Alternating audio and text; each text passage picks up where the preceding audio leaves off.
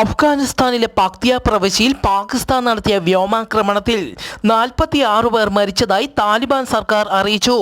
മരിച്ചവരിൽ കൂടുതലും കുട്ടികളും സ്ത്രീകളുമാണ്. തീവ്രവാദികൾക്ക് താലിബാൻ അഭയം നൽകുന്നു എന്നാരോപിച്ചാണ് ആക്രമണം. കസാക്കിസ്ഥാനി യാത്രാ വിമാനം തകർന്നു. കസാക്കിസ്ഥാനിലെ അക്തോവിലാണ് യാത്രാ വിമാനം തകർന്നു വീണത്.